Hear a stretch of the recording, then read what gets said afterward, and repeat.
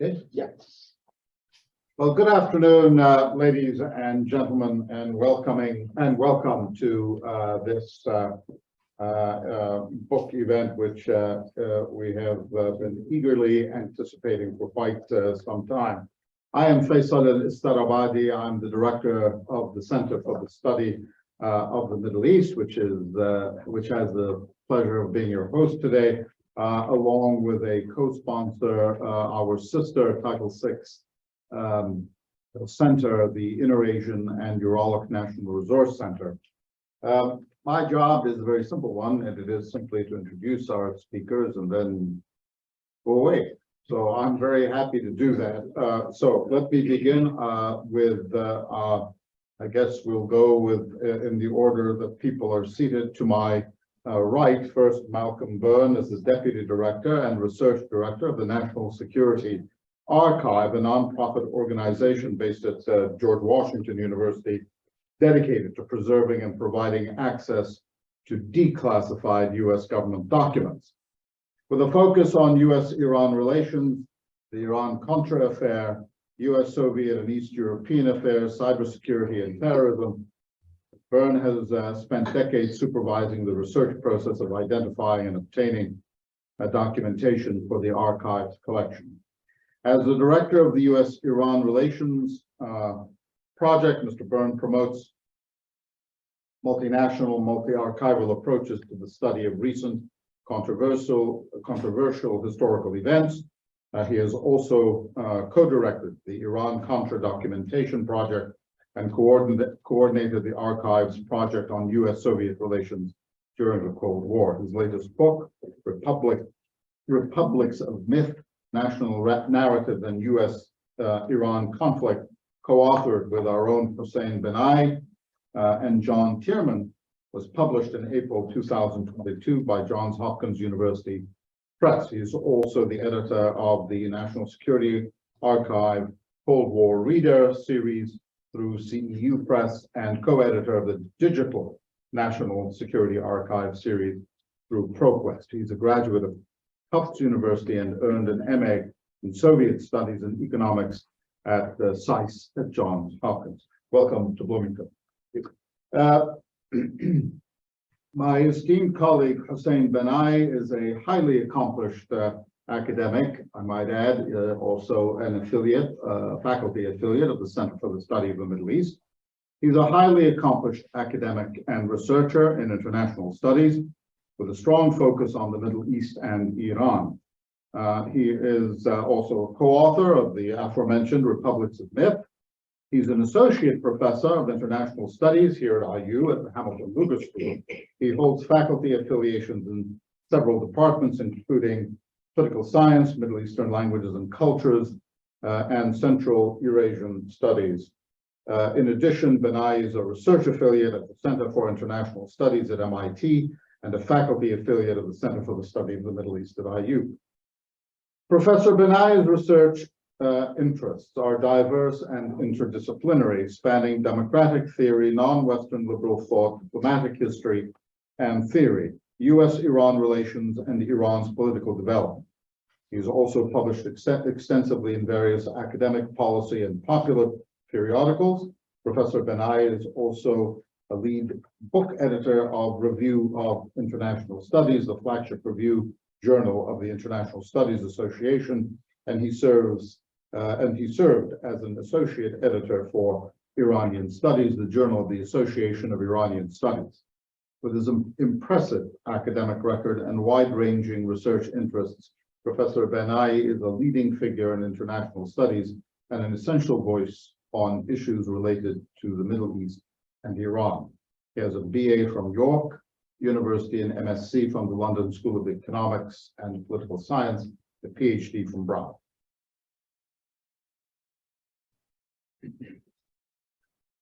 Dr. Maha Ruhi is a research fellow at the Center for Strategic Research at the Institute for National Strategic Studies at the National Defense University. She is an authority in her field with a wealth of knowledge and expertise in nuclear policy and security strategy in the Middle East, particularly Iran. Dr. Ruhi is currently working on a project related to grand strategy, security, and nuclear decision-making in Iran. Her extensive areas of expertise include nuclear nonproliferation, Iranian security strategy and nuclear policy, Middle East geopolitics, and Islam. Before her current position, Dr. Ruhi worked at the International Institute for Strategic Studies and the Belfer Center. She previously taught at the University of Miami.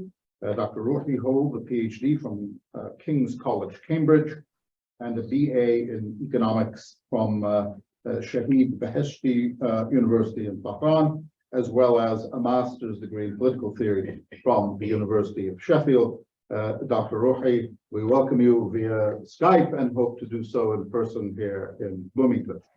And last but certainly not least is Professor Jamshid Choksi, who is Distinguished Professor and Interim Chair of the Department of Central Eurasian Studies, in which capacity I call him boss. And he is the Director of the Inter-Asian and Uralic National Resource Center. His research focuses on the development of sectarian communities in Central Asia, the Near East, and South Asia, which he studies through interdisciplinary approaches involving religious studies, history, international affairs, politics, anthropology, archaeology, language, literature, and numismatics. Dr. Choksi has conducted field work in several countries, including Iran, UAE, Bahrain, Qatar, Oman, Jordan, Israel, Kyrgyzstan, Pakistan, India, and Sri Lanka. He's an accomplished scholar and has served on various fellowship, evaluation, and selection committees, including the American Council for International Education, the Mary Ingram Bunting Institute of Harvard University, the Canada Council for the Arts, and the Social Science and Humanities Research Council of Canada. Dr. Choksi has also been a nominator for the MacArthur Fellows Program and has been consulted by UNESCO, UNHCR, and the U.S. Department of Education and Department of State and the National Geographic Society. He is also an elected fellow of the American Academy of Arts and Sciences. Professor Choksi served for a decade and across 3 administrations on the National Council for the Humanities, a position for which he was nominated by the President and confirmed by the Senate. He has a BA from Columbia University and a PhD from Harvard, and those are the introductions.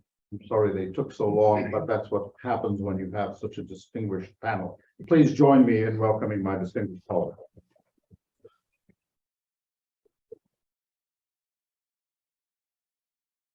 Okay, I believe that I jump right in opening this panel, and I want to thank you all first for being here, for spending this absolutely gorgeous day in Bloomington indoors with us to hear about this book event. I want to especially thank Professor Estravati for and Carl Pearson for hosting this book launch that we had to reschedule for this spring. I very much appreciate your support, and as well the esteemed discussants on the panel, Dr. Ruhi, who, as you will hear shortly, has been part of this longstanding project that this book has come out of, and my colleague and our collective boss here, Dr. Choksi, as well. Thank you. When you're they're no boss. Yeah, I know. The guys upstairs always think But- they're boss. You can blame him for introducing them to before I get to the book, I want to remember, we'd like to remember jointly our colleague John Tierman, whom we sadly lost in August, just a few months after this book had come out. We had intended for this book launch event to take place here with John with us, to be a homecoming of sort for him, a proud Hoosier who graduated from IU and then decamped for the East Coast. But in many respects, this book and the stack of books that I brought here that have been also fruits of this longstanding project are owed to his labors as much as anyone else's, for not only conceiving of there being an important subject matter that would require scholarly and policy consideration, but also for the painstaking labor he put in to write the grants that made meetings between former officials from the American side, from the Iranian side, and across multiple capitals and cities around the world possible. John was a dedicated researcher and intellectual, and I knew he would have loved to be with us here to discuss the ultimate fruit of this 15-year journey that we've been on. So this book, Republics of Myth, National Narratives and the U.S.-Iran Conflict, is the last book in this 15-year project that I just mentioned, a multi-year project. The first book that came out of this project was Becoming Enemies, U.S.-Iran Relations and the Iran-Iraq War. Then another volume, U.S.-Iran Misperceptions, that John edited with Apos Maliki in Iran, and Malcolm Burns' own book on Iran-Contra, which is not directly the result of these conferences that we've had, but happen in parallel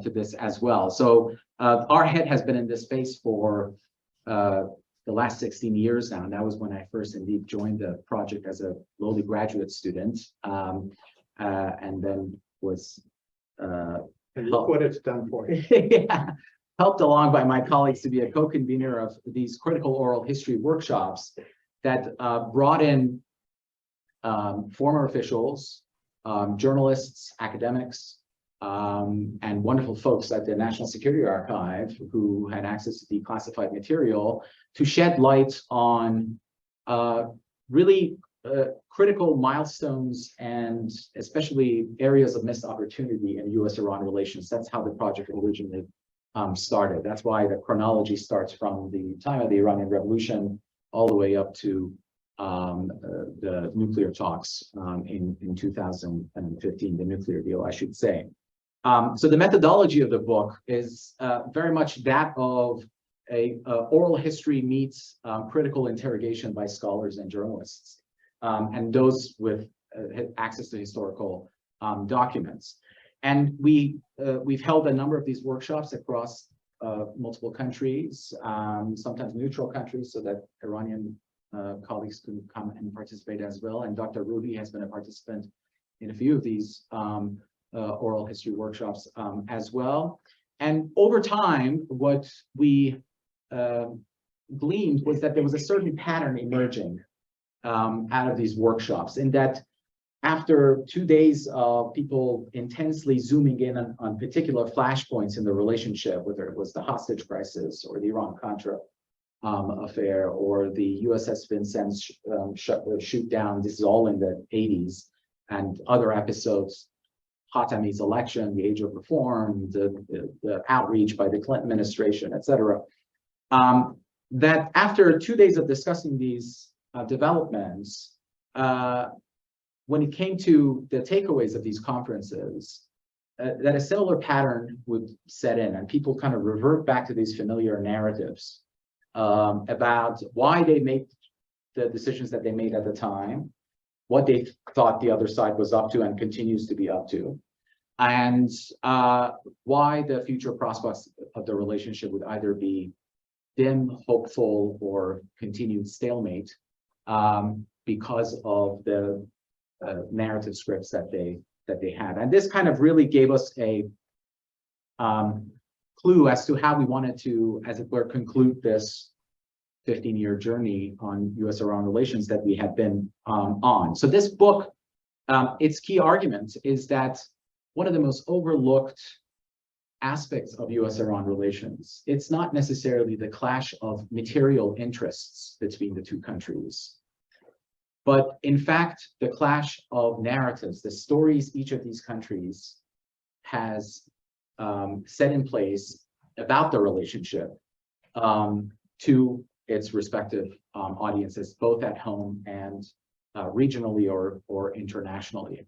And that in fact, the clash of narratives, we're not saying it's definitive, this is the only thing, that there are material differences. There are clash of interests between these two countries. That's absolutely the case.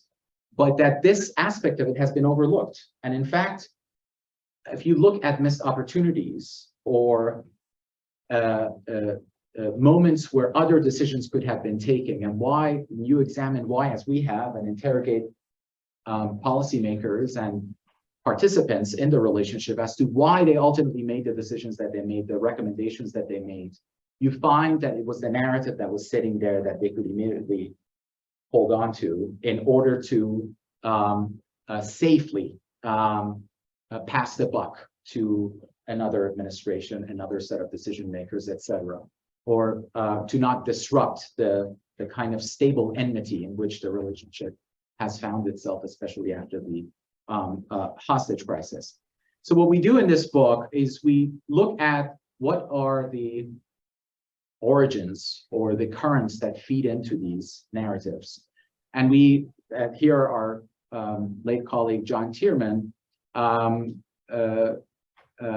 had already very much gleaned from the American side a kind of a long-standing, stable national narrative of the frontier myth and American exceptionalism feeding into the American national security narrative and finding its perfect object of enmity in the Islamic Republic of Iran.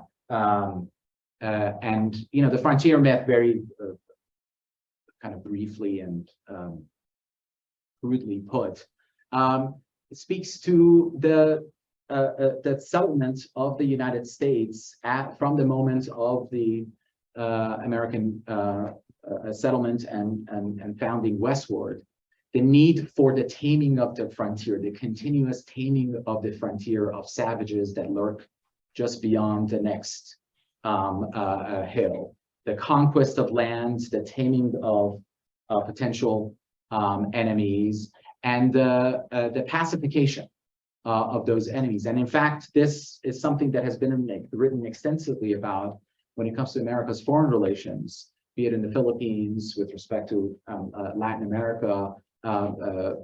Historians of American foreign relations have reflected on the frontier myth a great deal. This story has its, the kind of national collective story has its origins in the frontier myth, but also in the context of the 20th century, and especially the latter half of the 20th century and during the Cold War. It really gels into a liberal exceptionalist ideology that we're all by now familiar with, the need for to make the world safe for democracy and human rights. And here's a regime in 1979 overthrowing your longstanding ally, the Shah of Iran, reinstating, and you know, these are colorful languages that are used in the memos that Malcolm can tell you about, you know, reinstating this antediluvian, archaic, religious, turban-wearing regime on a country that was thought to be, by the end of the century, the fifth largest army, the most modernized in the Middle East, et cetera, et cetera. At least that's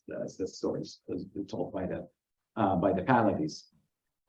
So those two strands of narrative really play in terms of the background script, if you will, the narratives of American decision makers, and they would pop up in these workshops that we have.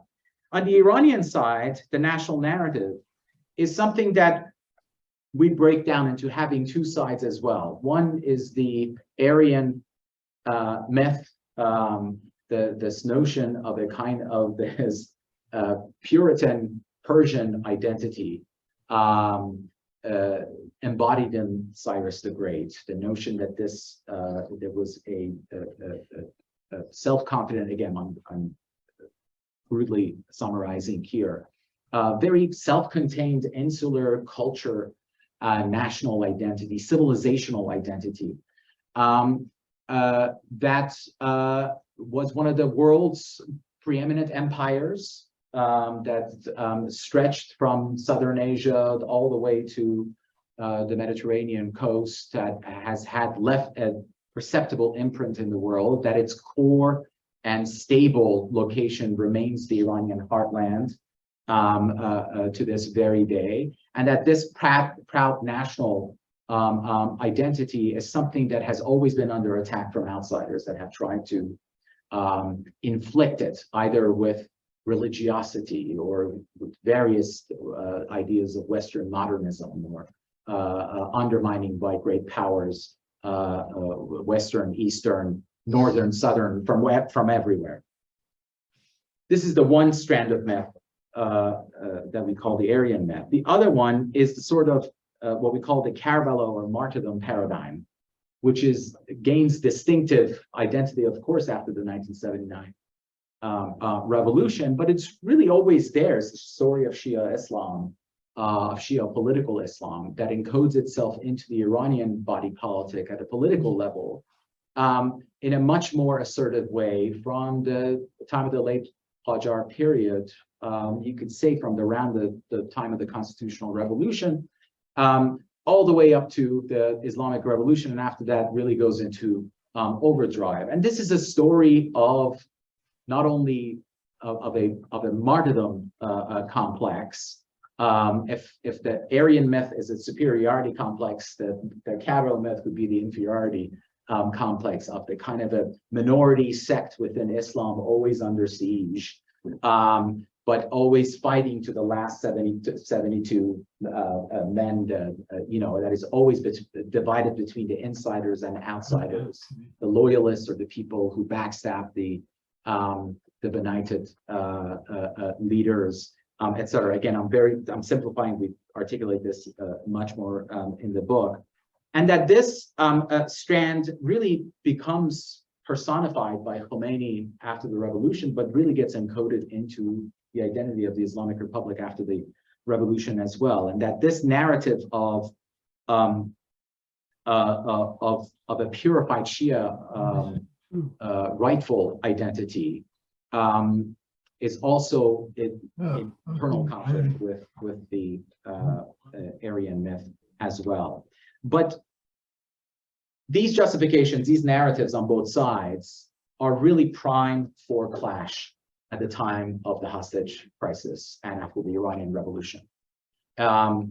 It does not at all help their mitigation that the leader of the revolution, Ayatollah Khomeini, who is more than content painting everything in apocalyptic terms.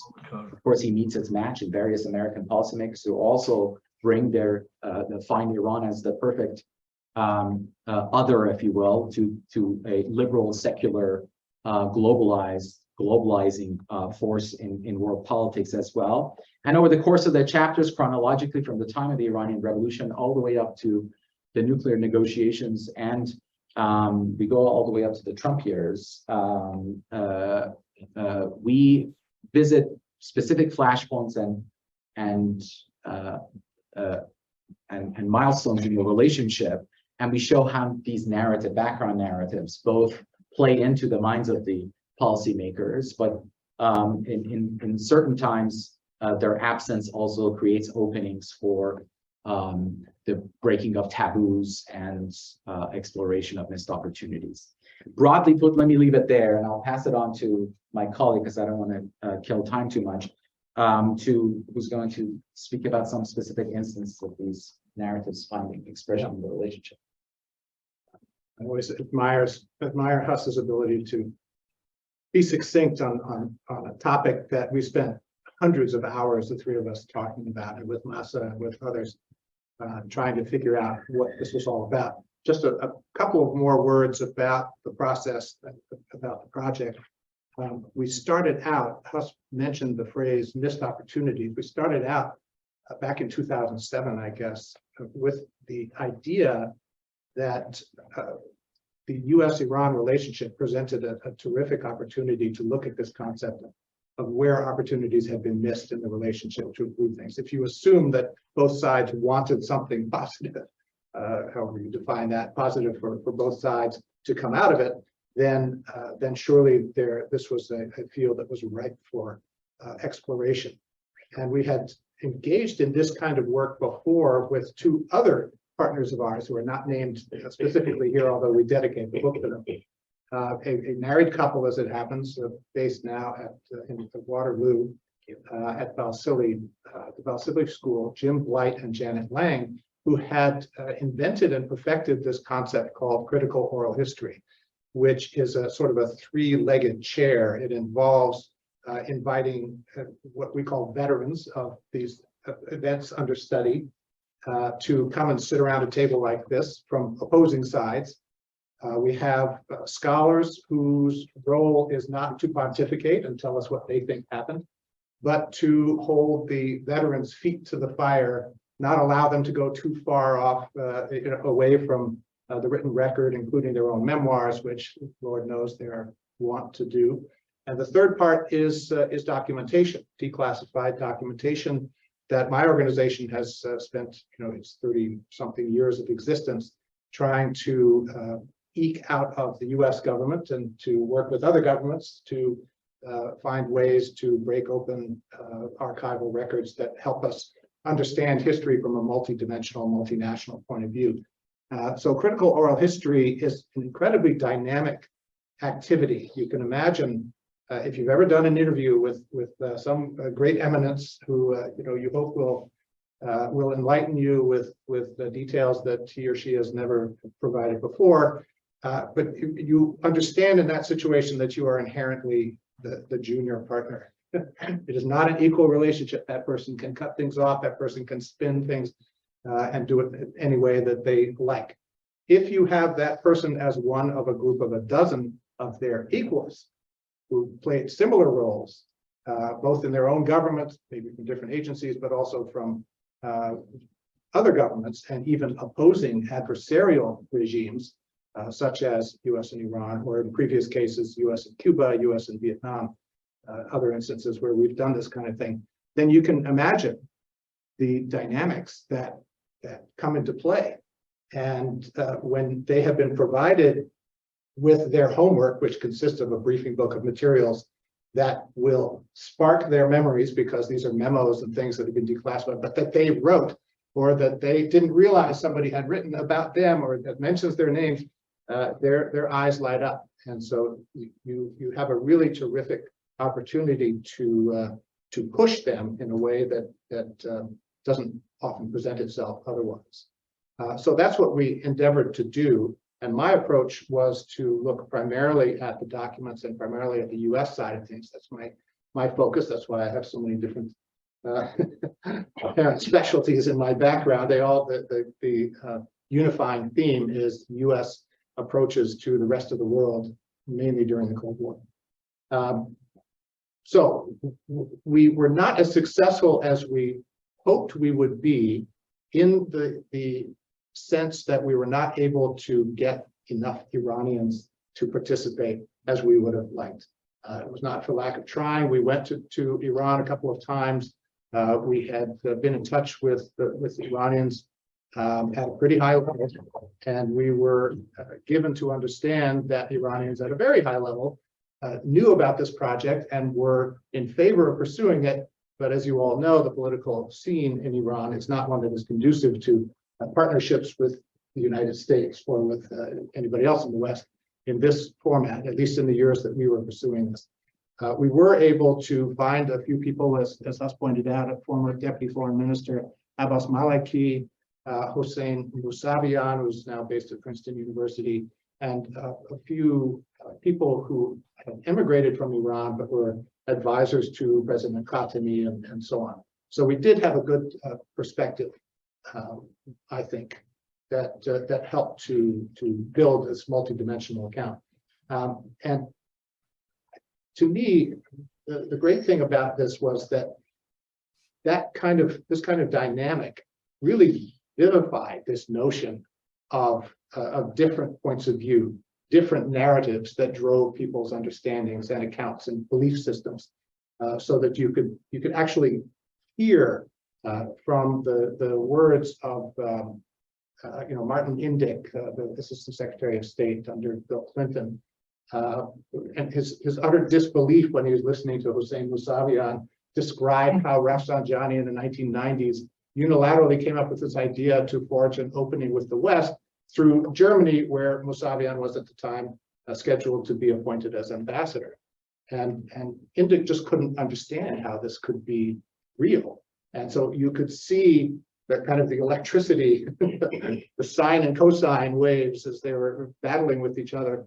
And it happened on the other side too, in the other direction, where the people were forced to confront this idea that maybe they didn't have it all right themselves from the start. Maybe there was something from the other side that made sense, that might have actually led to something if it had been understood, accepted, and pursued at the time. So that's the kind of the foundation for this work, and that led to these conversations that we would have, and that eventually took us from the idea of pursuing just missed opportunities to looking at something deeper. And I think you came up with it, right? You or John were really the people who sort of had this light bulb and said, what about narratives, and don't they underlie this concept and provide a better foundation for understanding at least one aspect of this weird relationship that is unexplained by all the theories that are out there that we usually spend time on.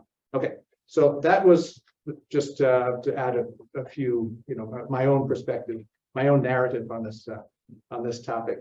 And what I would like to do now is, just as since I look at things more from a historical than from an IR perspective, is I will just outline a handful of the events that took place over this 4-decade period that we were examining, and point them out to all of you. They will be very well known to you, but just to kind of get your thoughts going and maybe generate some questions and some discussion about this, how each of these events, among many, played into this concept, helped us identify these narratives and understand how they came into being and how they affected policy. So I would actually start by going further back in time, well before the revolution, to, again, I'm looking mostly at the US side, to the period of World War II, which is pretty much when Iran found its way onto the radar, if you will, of the United States,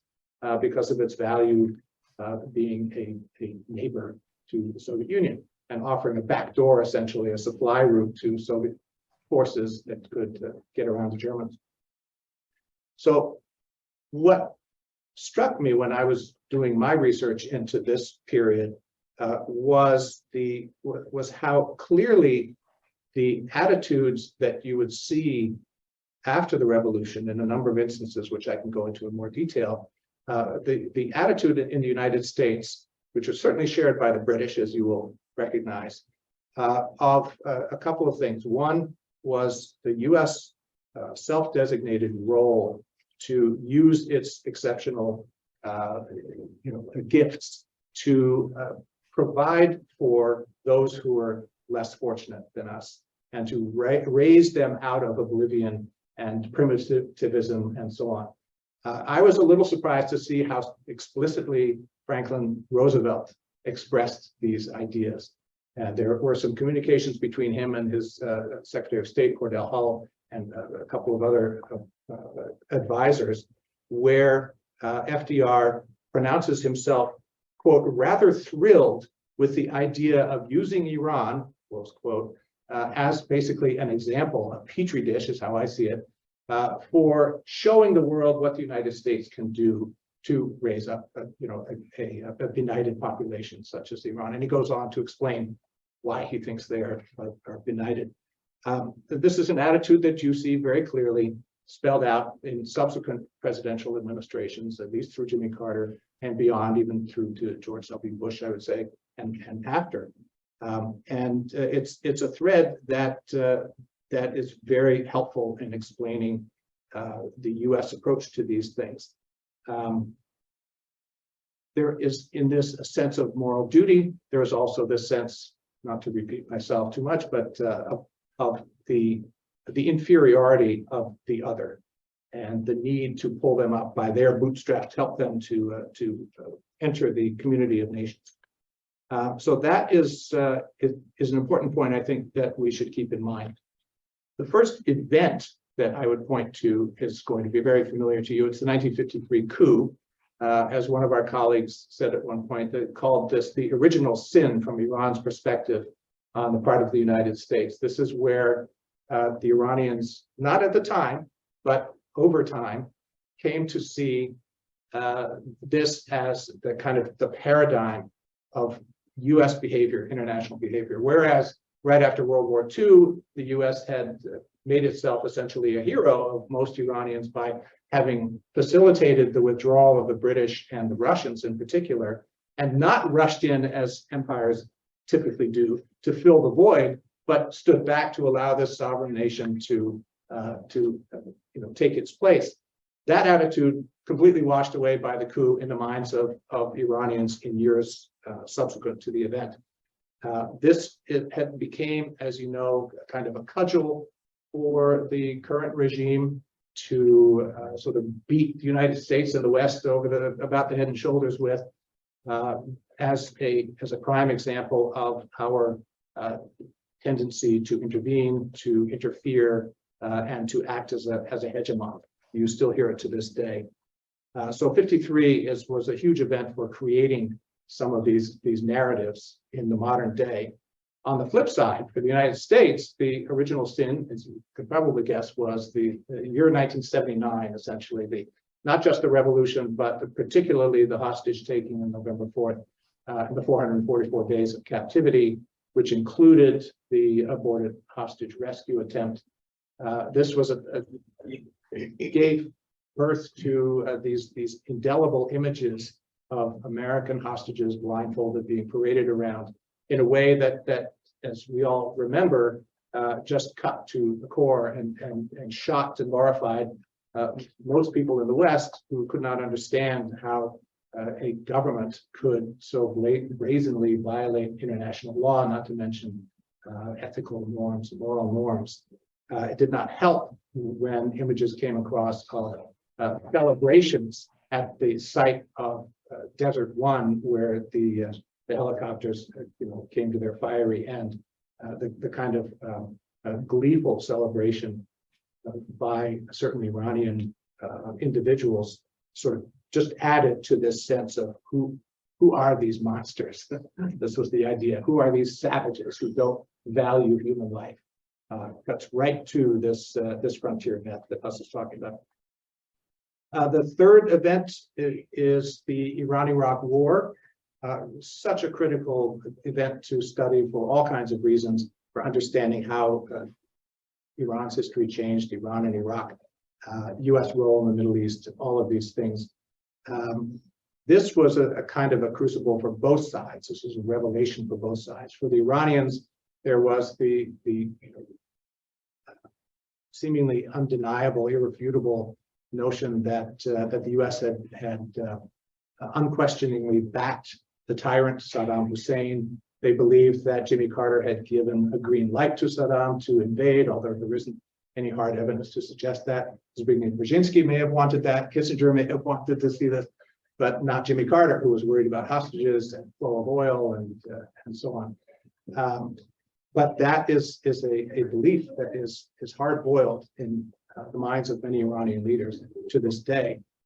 Even if that was not enough, there was the I will say, undeniable fact that the United States not only supported Saddam, but helped in even the area of chemical weapons. I do not believe there's any evidence that shows that the U.S. supplied Saddam with chemical weapons, but they certainly understood that he was using them and chose not to make a major case out of it. And at one of our conferences, we had a number of American officials who were, to our minds, clearly just still upset at what they had witnessed and what they had taken part in during those years in allowing this kind of activity to take place. The sort of nadir was the July 3rd, 1988 shooting down of the Iran Airbus by the USS Vincennes, which again, I'm sure you all know about, so I won't go into detail. But that was the moment, and we have records from the Iranian side, which Huss was, among others, was critical in obtaining, and curating and translating and so on. But these records show very clearly that this was, ironically, this was the moment that Khomeini decided, that's it, we can't do this anymore. And the reason was, of course, it's complicated, but one of the main reasons was, as he encapsulated it, was that he said, we Iranians can withstand the Iraqis, we can withstand the Americans, but we can't withstand them together.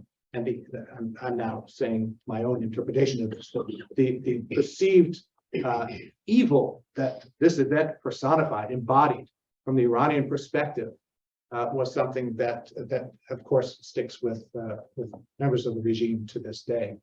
On the U.S. side, what was shocking for American officials was the use of human waves, the use of child soldiers, the kind of weird, difficult for us to imagine notion that there were prizes to be given to families who sacrificed martyrs in the form of kitchen appliances and things like this.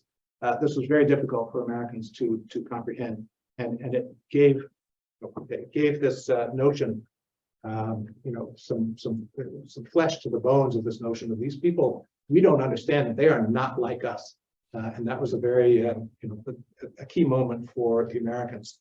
I will also say, just concretely, the decision in the spring of 1982 by Khomeini to not be satisfied with expelling the Iraqis from Iranian territory after almost 2 years, but to go into Iraqi territory and try to take Baghdad, was a very concrete moment that solidified fears in the United States that this was a regime that was hell-bent on aggression and expanding its powers.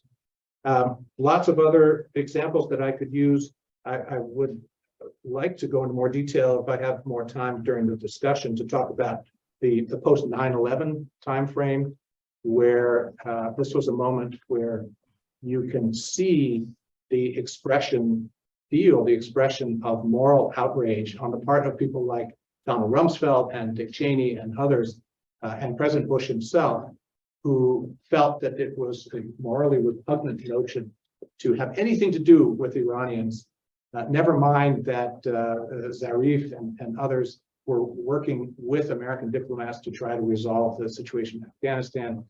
Ryan Crocker and Saad Khalilzad were working with people one step removed from Soleimani himself to try to work on the deconflicting Iraq.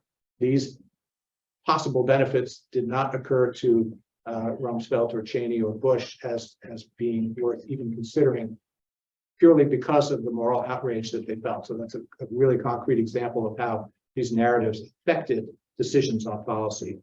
And then the last one would be the decision by Donald Trump to tear up the JCPOA, which basically, after the heroic efforts of Obama to try to overcome decades of cultural misperceptions, bias, what have you, and fight back domestic political opposition to achieve this deal on nuclear weapons, Trump, with little effort whatsoever, brought us back to square one, if you will, with all kinds of quotations about the irrational, uncivilized Iranians who could not be dealt with rationally or morally by the likes of us. And so we came, after so much effort, came back to where we were before. And to me, that's one of the sort of shining examples, again, of how narratives play. They're not the only factor, but they play such a key part in this history. Thank you. Shall we go to I think we go Jamshid first and then. Up to you. Okay, fair enough. Yeah, well, I was fascinated. Superb book. I have 6 pages and we can notes if I can even read my own writing. But leave this aside for a moment and talk about what we just said. Mossadegh. Iranians who actually were present would be in the 70s, late 70s. How long will that persist after that? hostage crisis over 4 decades ago. How many Americans actually remember that? I'm talking about generations here. So, when we talk about these narratives that are being, that are traps, the question also arises, how long do some of these persist? How long will they persist? Will they in time fade as those who held on to them fade? Granted, Soleimani and those around him were in the trenches. Soleimani's gone. The other generals around him will be gone in due course, natural or unnatural events. So some of these, I wonder whether there is actually a real path forward, and that path forward is that these are narratives that dissipate from general memory, so that was one sort of, as we were talking about these narrative traps, the hostage crisis. Okay, it's not something that jumps out to the average American anymore. I think we tend to fester about these things perhaps more, and leaders do. But then also those generations of leaders do cycle, and so so that's one. The other, of course, is those narratives that continue. So, for example, the Karbala paradigm certainly can be used against meddling outsiders. Also highly applicable in the present context to the regime in Iran itself, suppressing those who truly are seeking their voice to be heard, just as the Prophet's family was trying to have a voice. So I think that some of these narratives can also cut both ways. I'm struck, for example, with the Cyrus cylinder incident, and how it was used so much by Ahmadinejad and those around him. In fact, not against the West, but against the mullahs themselves. Where Cyrus was being referred to as a Paigambar and the message bearer, and then these leaders would sort of back away from the cylinder and then make comments that that politics is a horse race, the mullahs aren't jockeys. So again, some of these traps also have internal applicability. So I'm all curious how those can work. In terms of the American narratives, the city upon a hill, and I have to assume I missed it. You talk about it in terms of Afghanistan, Iraq, but this thing that jumped out at me for Iran was Operation Ajax, and particularly if I know that Kermit Roosevelt Jr.'s book is highly vetted and all the rest, but the statements he attributes to the Dallas brothers, etc., at that initial meeting, do fit into this notion that this is the shining, we are the shining paradigm. But those Iranians, we've got to rescue them because they reflect us more than the rest of the Middle East. And you see, that some of the words that are in there attributed to the Dallas brothers show that it's almost like the Middle East is problematic, but they are the closest to us. So that struck me as well. Let me just see if I can pull up just a few other notions here. In terms of I did make some notes in terms of the frontier hypothesis here, so if I can maybe locate those.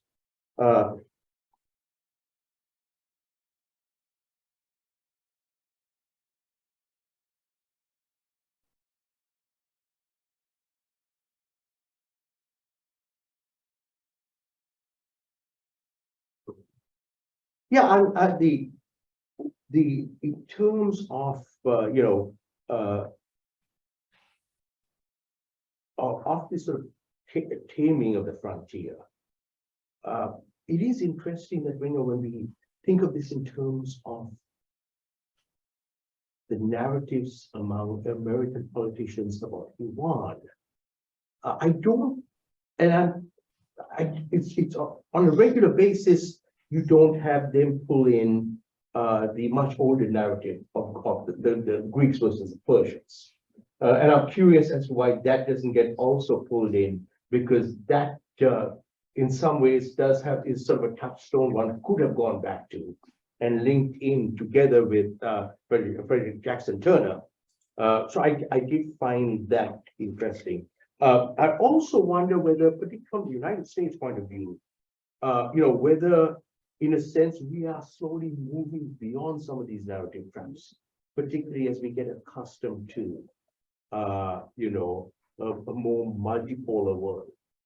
And so again, I wonder whether that, that will shift our narrative, making this something that that works better in terms of the relationship. I really did like the way you guys set out, the different eras, and there's something that I often wonder why, when we listen to the speeches of foreign leaders, and probably it's the narratives that we want to hear. And there's one passage from Rouhani's first speech to the United Nations General Assembly. So this is September 2013, that really is always stuck in my mind. And I'll just end with this. But Rouhani said, nuclear knowledge in Iran has been domesticated now. And nuclear technology, inclusive of enrichment, has already reached industrial scale.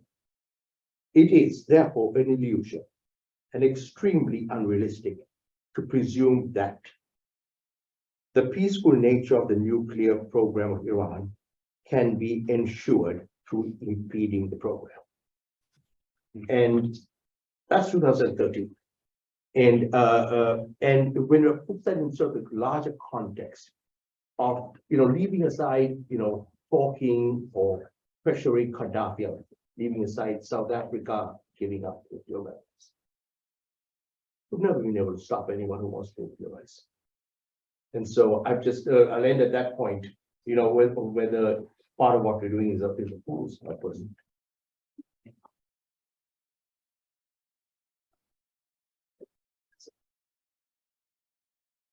When I do that, a fool's person trapped by our own illusions. Yeah.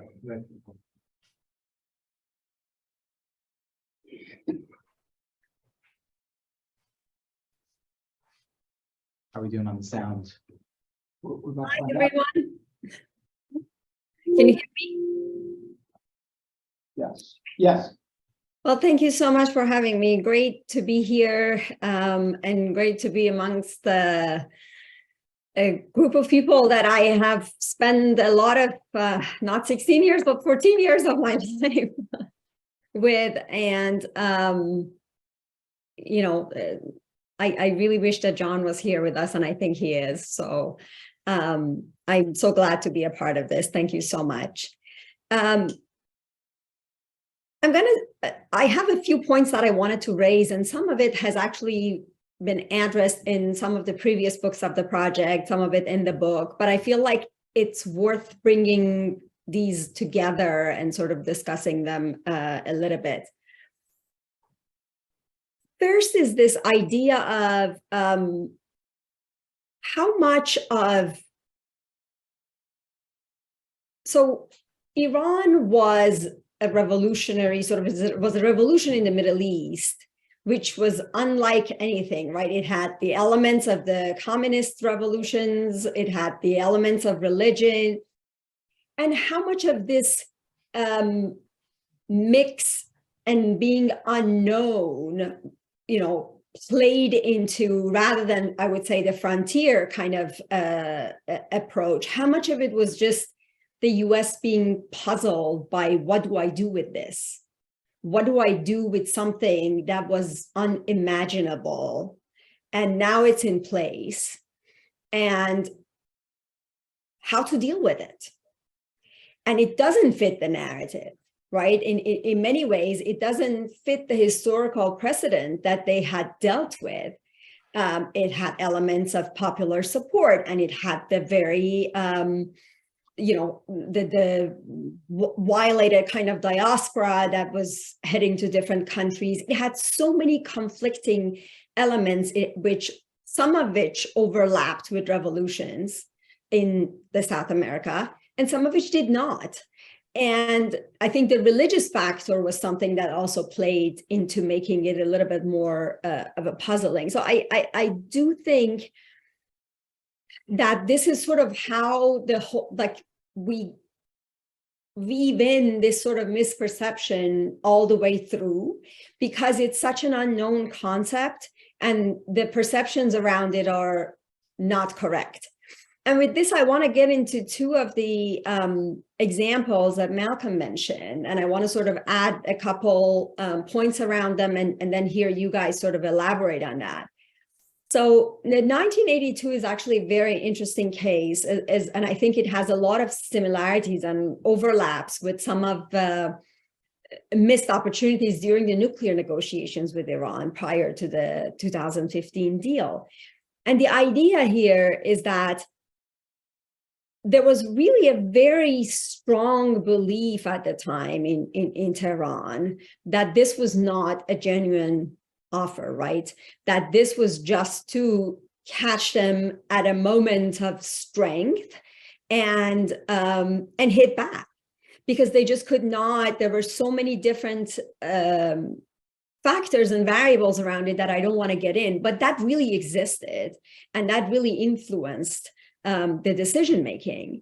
And I think a big part of it was an argument that I also heard repeatedly over the nuclear talks, which was they're not, and particularly on the 2003 to 2005 with the Europeans, is that they're not actually offering us anything. They're promising to offer us something, which it's controversial. Some of the countries who were on the other side of this offer disagree on how this went, but I want to put it out there because this kind of like contributed a lot into that thinking. And to me, that was much more of this kind of not understanding the other side's motive. And I think then the interpretation of the outside of this was that, well, now they're very arrogant. They just want to sort of go all the way and expand the revolution and then going through Baghdad and everywhere, which was partly true, but not, 100%. So this was sort of misreading of the situation. And I want to also add an anecdote, which you guys are much better with the documents. I have more of a visual memory. So I remember when we were discussing this chemical weapons, and the U.S. officials were sort of sharing with us how they were thinking about it. I clearly remember a statement saying, well, yes, we knew about it, but we just could not believe that the Iranians would not be using it too. Just the idea of them not also reciprocating was just not acceptable. So we didn't even account for that. It didn't fit sort of the normal, what they consider the normal behavior of a country in a war. And that's sort of very similar to what you laid out, Malcolm, about some of the tactics that particularly IGC used during the war to kind of like what we call asymmetric warfare kind of tactics that were totally, unusual. But I want to say, particularly on there was this unusual aspect of it, but also this idea of martyrdom was nothing kind of new or particular to Shia Islam. Like a lot of like many strands of sort of within communism and the fighting sort of, those revolutionaries. So it's hard to say how much of the sacrifice or martyrdom is from the Shia culture and how much is from the revolution, but it is very clear that the two combined made it very, very strongly stated. And finally, I want to add the notion of, and ask you about it. If you put the frontier and the two narratives on the Iranian side, how much of it do you think was or has been this narrative on the US side of not just the frontier or the idea of also that we can change things, we can do things better, we're better, etc., versus how dare a country that is not in our level challenge us. It is just unacceptable, right? If you're a great power, if you're Soviet Union, Russia, China, that's a different story, but you have a smaller country, have been sanctioned for all these many years, and it was the same kind of arguments throughout.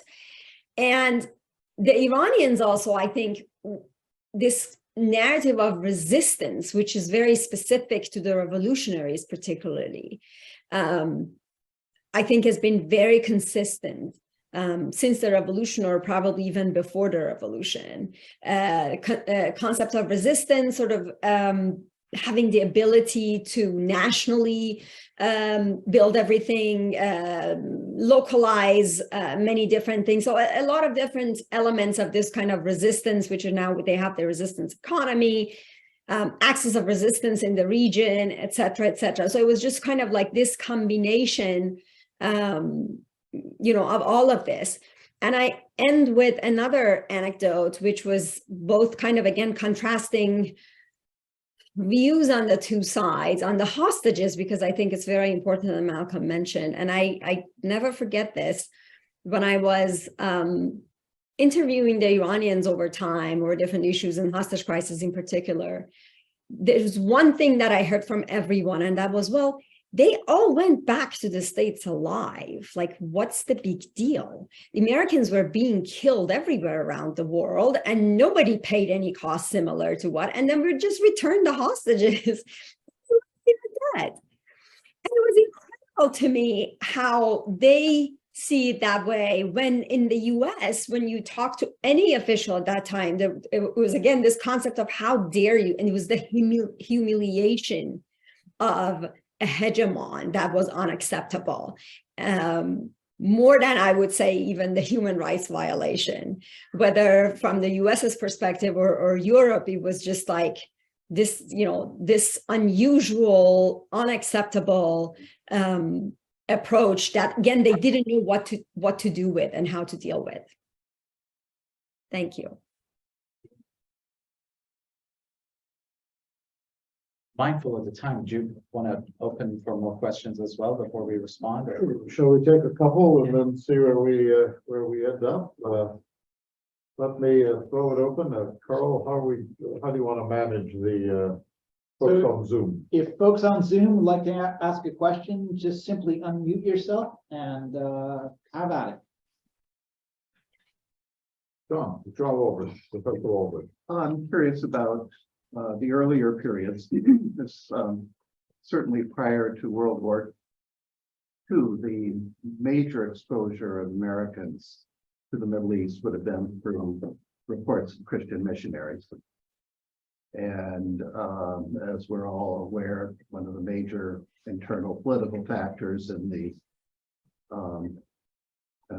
American attitudes toward Israel is Christian Zionism, which sort of emerged somewhat later. But for people like the big decision makers, through the time of the 53 events, they would have been, sitting as little kids in church every Sunday, listening to, reports about missionaries and asking for, nickels to be contributed and so on. Does it show up in the attitudes that you see in your documents? On the American side. On the American side. You want to take some more questions? Let's see if there are a couple of others. We can try to amalgamate 2 or 3 questions. I have one if no one else does, but I'll yield to anyone in the audience who's go ahead. I said, well, my question, sir, you were mentioning ideas of Carter supplying chemical weapons to the Saddam regime. How that's proven. It's after Carter, it's Reagan. It's after Reagan, of course.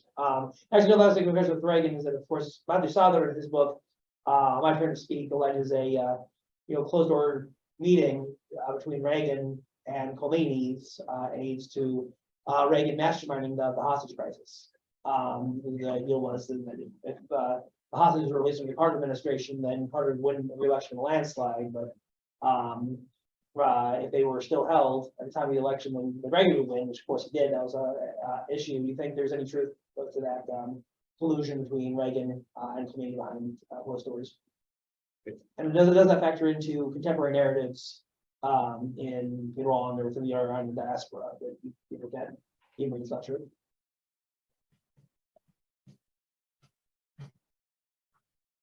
So the question I have actually is for you, Hussein. You talked about the Karbala narrative, which interested me for the revolution. I wonder to what extent that actually arises actually as a result of the Iran-Iraq war, rather than sort of as a narrative of the revolution itself.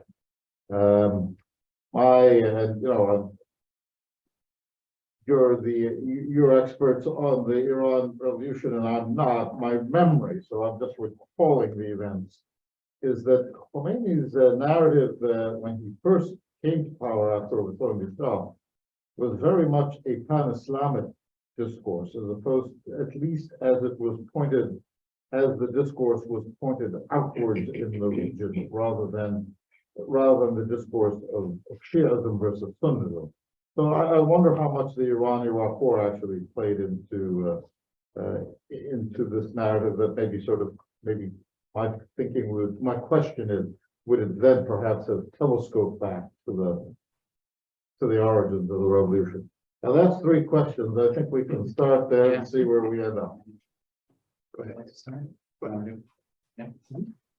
Well, thank you for those comments, Jamshid and Massa. Thank you very much for those wonderful questions as well. I guess I'll address, Faisal, your question and Massa's, because Massa also made the point about martyrdom and Shia versus revolutionary, and I think it kind of piggybacks on the same point. I think one of the things that we're careful to thread in the book is that the martyrdom Karbala narrative is something that turns out to become a huge resource for the regime.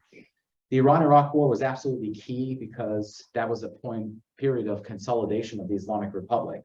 It's when the regime kind of settles the war is in a way, in many respects, a great project for Khomeini and his underlings to really make sure this kind of us versus the world binary becomes a kind of a legitimation point for the necessity of the Islamic Republic being supported by first the Mustazafin, the class of recruits that are being sent to the front lines. Is no one from the upper classes or middle classes is really participating in this.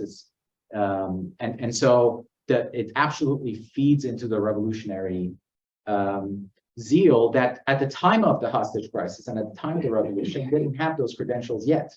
There were no sacrifices made. So absolutely, martyrdom gains kind of millenarian force by the time the Iran-Iraq war gets rolled out, and the generational politics that come after that to this day have had huge implications for internal politics of the Iranian society. There are generations of families who've sacrificed a lot and feel that they should be acknowledged for that, and those who didn't and had the luxury of traveling in and out of Iran, even during the war, my family included, did not pay the price as highly.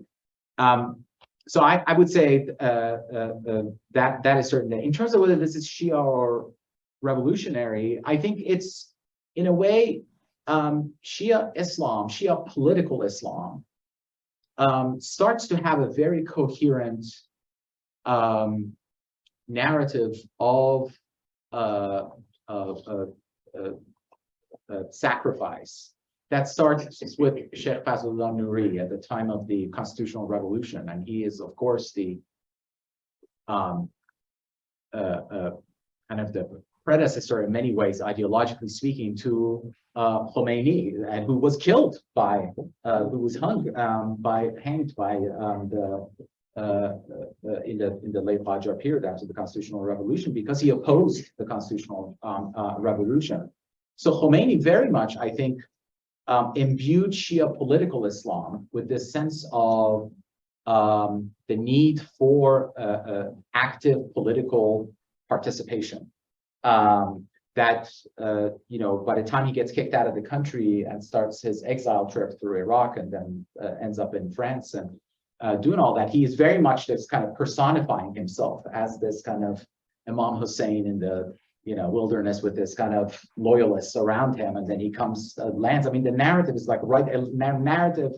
I wanted to get this in the book somehow, we didn't, but the narrative lands on an Air France flight, right in February of 1979 at Mehrabad Airport, and you can't have a bigger, grander kind of entrance like that, because he literally comes down having not had the same fate as Sheikh Fazlullah Nuri. That's very important, and that from then on, the regime starts to kind of take some of those aspects. I'll pass it on to you on the specific comments on the episodes that Bassa Act and say more on things. On a chilling note, there were reporters on that flight, American reporters, who believed that certain American officials considered the idea of blowing that plane out of the sky so that it wouldn't land at Tehran. So he would have had a very different fate indeed. A lot of really good questions and points, and I will not do justice to them. Maybe over dinner we will do justice. But the question on how long these myths will persist is a really good one. I don't know the answer to it, but I would say, based on just our study of this and conversations, it seems clear that even if myths die away, new ones will come to replace it. And I think maybe you're answering your own question about why not Greeks versus Persians, because that is certainly something that predates all of us. And there were more contemporary examples that probably served better for. Well, Hollywood does that much better. Yeah, number 300. Right. Let's see, Massa's points, again, not to try to give comprehensive answers, but if I understood one of your points properly, you're wondering about how much of the disconnect that the United States seemed to face with Iran in 1979 was just due to the unexpected nature and occurrence of the revolution versus actual narratives. It seems to me that the way that I look at it is to say that ignorance is a big part of the formation of narratives that are that do not serve people's interests particularly. Ignorance is certainly something that characterizes the U.S.-Iran relationship on both sides, as you know better than I do. And my sense of the coming of the revolution is that it's not an excuse for the Americans to say we didn't understand what this was all about, or we would have been better prepared. There was a famous meeting, in the retelling anyway, not at the time, meeting at the White House, which I'm sure Massa knows about, at the time of the revolution. So this would be late '78, when Stansfield Turner, director of the CIA, comes to brief the president and his advisors on what's happening in Iran, and in particular what's going on with this Ayatollah named Khomeini. And Vice President Mondale raises his hand and says, "What's an Ayatollah?" So it's that level of simply just blind unfamiliarity is a kind word. I'm not saying I would have known the history of Shiism at that point, but and he was a decision maker, but it certainly reflects a level of ignorance that has crippled this relationship at many times. I also wanted to you reminded me of a point that I wanted to raise, which has always sort of tickled me, about the notion of Iranian ineptitude. This is something that anybody who spent 5 minutes looking at the oil crisis in '51 and the AIOC and British reactions to it, and to some extent the American reactions to it, will understand this right away. The notion that the Iranians could not operate a major concern like an oil company, much less a country, was something that was, percolated throughout let's say, the British Foreign Office and the British government at that time. And it is an idea that also persisted on the American side, at least through the Carter period, where there are documents that show an utter disbelief that the mullahs will amount to anything, that Khomeini will ever lead a government that will last more than weeks, because they simply don't have the capability, the experience, the expertise, and so on to make that happen. So there's a fairly clear line there from decade to decade. But what is in a weird way funny is to juxtapose that notion of utter ineptitude with the diametric opposite idea of Iran as this existential threat for some of America's allies, which implies a set of capabilities that is formidable. So how do you have utter ineptitude and formidable capabilities on at the same time? It's something that escapes me. Maybe you could say that the one succeeded the other, but it happened in very rapid fashion, I can tell you. The idea of the anecdote that you mentioned about the wonderment at how it could be that the Americans are so upset because the hostages made it home safe. What's the big deal? You'll probably remember the comment that I think Mousavian made at one of our conferences, where, and it wasn't his opinion alone, he was reflecting what the general idea was in the regime in the early 1990s, when the Americans had insisted, this is George H.W. Bush now, that the Iranians stop targeting Americans. And so what happened? You have the Buenos Aires attacks, you have the Berlin, assassinations, and you have President Bakhtiar's assassination in Paris and other assassinations in Europe. And the question, as expressed by Mousavian, was essentially, to paraphrase, what's the big deal? We weren't targeting Americans, so we did what you wanted. So talk about a disconnect. It's fairly stunning. On the question of missionaries, I can't think of an example right off the top of my head where somebody referred to the missionary, but it certainly was something that would have been known to the expert level, the line officers who were working on Iran at that time. I'm sure Kermit Roosevelt, for all his faults, would have been aware of this experience, which was also, as in my understanding from what I've read, quite a well-received episode for many Iranians, particularly some of the Presbyterians who soft-pedaled the religion side of it and played up the healthcare and the education and all these other things. So that might have been seen by many as a more positive moment. And it wouldn't surprise me at all that that is part of what animated their thinking.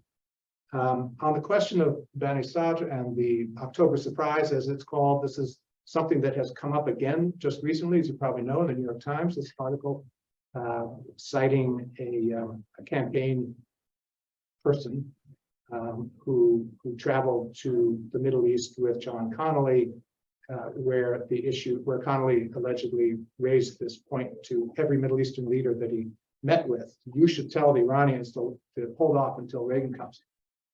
That, to me, I'm happy to go into more detail, but I don't see that as dispositive in any way for a few reasons. There are enough people that I take seriously who believe that something happened, not that, but something more direct, maybe involving William Casey, maybe involving other officials or part of the campaign, to make me very loath to dismiss it at all. And that includes two recent biographers of Jimmy Carter, Jonathan Alter and Kai Bird. They both will come out and say, yes, that we will never know what happened, but I'm sure something happened. Whether Bani Sadr is the best witness for that, I really don't know. Isn't Gary sick? Gary Sick is one of the people that I have in mind. Yeah. By the way, if Mondale had known what an Ayatollah was, you would probably have been able to knock his briefer over with a feather. Yeah, it's not just him, that's for sure. Nobody at those levels had any kind of understanding of this. In the theater, they say, leave them wanting more, and our analysts have left us wanting much more. but please join me again in thanking them for this marvelous afternoon. That's really tough for the book, so thanks to the two of you and your Thank you. collaboration. Thank you very much. Thanks, Masa. Thank you, Massa. Thank you very much for joining us. Thank you. My pleasure. Help yourself to some Blue Boy treats on the way out. The blondies have nuts in them, for those of you that want to avoid nuts. Thank you. There's also coffee and teas. Thank you very much, Colonel. And good boy.